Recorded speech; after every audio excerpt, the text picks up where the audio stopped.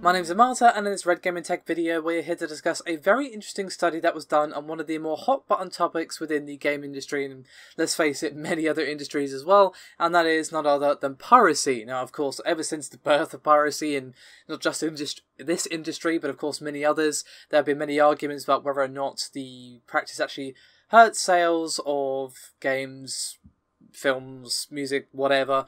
And there was even a survey done back in 2010 by the Business Software Alliance that basically said that generalized software piracy costs around $51 billion annually and 500,000 jobs. Now, many people, including myself, have cast doubt on the fact that one pirated game equals one lost sale. You just don't know whether or not someone who pirated a game was ever going to buy your game in the first place, and you also don't know whether or not someone who's pirated a game has then gone on to buy it when they liked it, or has just treated that pirated copy like a demo, or whatever. That sort of thing has been an argument that's pretty much as old as piracy itself. However, now we have a interesting study done by the European Commission on the study of piracy's effects.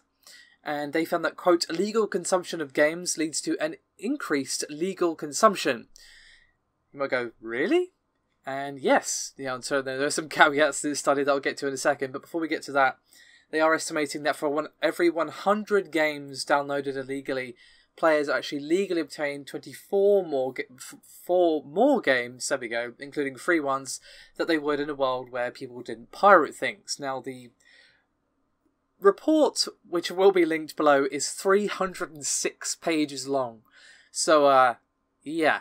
Good luck if you want to actually read the source material. It is there in the description below if you want to read it, but, you know, take that 306 as a massive warning that you're going to be there a while. Now, there are numerous caveats for the rather impressive headline number, and the most damning is a 45% error margin that does make the results a bit shaky, to say the least. However, with that in mind, the study does find that piracy has the more expected negative effects on sales of films and books, and also a neutral effect on music. So games are actually the one area where piracy does actually have a positive effect. So it's strange. Like, yeah, we got this concerning 45% error margin, but we're also seeing the effect you might expect, or some might expect rather, in, like, you know, films and books, neutral in music, which may surprise you, but then positive in games. So it's an interesting thing that I think makes this study worth discussing and not worth just chucking in the bin immediately. Now, I've got a bit of a quote here from the study that reads, quote, this positive effect of illegal downloads and streams on the sales of games may be explained by the industry being successful in converting illegal users to paying users. Players get hooked and then pay to play the game with extra bonuses or extra levels. Only free games are more likely displaced by online copyright infringements than not. So basically, people who pirate games use them as replacements for other free gaming options more often than they would to replace a game that they actually would buy. So you kind of get the logic there. They're kind of like, oh, instead of playing that free-to-play game, I'll just download this, rather than I'm not going to buy that game because I pirated somewhere else, or I'm not going to buy a game because I pirated something recently, blah, blah, blah, blah, blah. Now, before I close out the video, some of you data nuts, perhaps you're subscribed to r/data is beautiful. I know I am. Love me some data. Probably want to know, well, how many people did they look at? Well, they surveyed 30,000 customers in 6 EU countries, that being the UK, Germany, France, Spain, Poland and Sweden. Now, it obviously is then relying on self-reported data about game purchases and illegal downloads. Now, obviously, they didn't just come out and say, how many games do you illegally download? Like, obviously, people aren't going to answer that honestly, and they were actually fairly clever about how they asked people the question to try and get a more honest answer, because most people, when asked in a like official study that's going to be looked at by like official people, are not going to just be like, yep, I pirate X amount of games and I buy X amount of games. Like they're going to say, oh no, Mr. Important Government Person, I would never download a game illegally, even if they have downloaded like 1 or 2 a year or whatever it happens to be. So they have taken that into mind, and they've also tried to like just ask people in general rather than just gamers, because obviously gamers are more likely to play, well, games, whether they be pirated or bought legitimately. So the survey more focused on a generalised moral attitude toward piracy and that sort of thing, and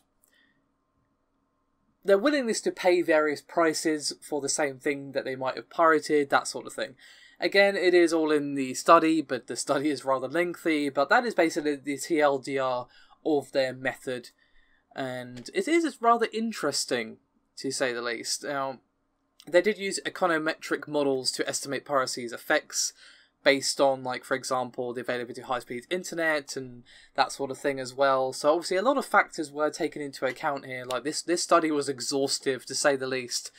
And, you know, again, while that error margin is going to cause people to go, and throw it over their shoulder, I still think it is interesting. And I definitely think, like, there is an argument to be made that, you know, piracy undoubtedly has some effect on the industry, and obviously many industries, but I've always said that, like, you don't know whether or not someone who pirated a game is then gonna not buy it later or whatever. Like, just like, let's go out of games for a second. Like, Game of Thrones is the most pirated show, like, ever. Has that stopped it from being successful? No. Like, I'm just saying, like, it doesn't just occur in a vacuum. It's not just like one pirate game equals one lost sale. It's not a 1-to-1 ratio.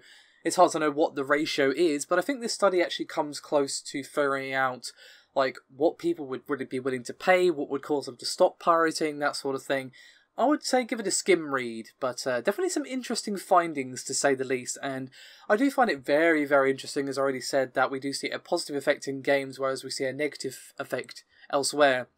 And, to be honest, I have seen from, like, you know, people, like, not only my comments, but other people's comments, and just generally on the internet, like, people treat a pirated game as a demo because, you know, they have a limited amount of money and they don't just throw $50 or whatever happens to be down and then it might be bad. Obviously, this is less relevant now that Steam does refunds, but obviously that's quite recent. For years, it was a risk. Good luck getting your money back before this refund policy from Valve. So obviously, every time you bought a full price game, if it sucked, well, oh well, fuck your happiness, basically. So for a lot of the, you know, people who had limited budgets, it was like, okay, I want to know, is this game any good, blah, blah, blah. Obviously, streaming and that sort of thing has probably impacted piracy as well. So, a lot of factors that are definitely going to be interesting to look at in the whole. Obviously, that sort of thing is very, very hard to actually put down in raw figures. But I still think this is an interesting one, and not really an expected result, I would say, for a lot of people. So, with that said, thank you very much for watching, and I'll see you next time.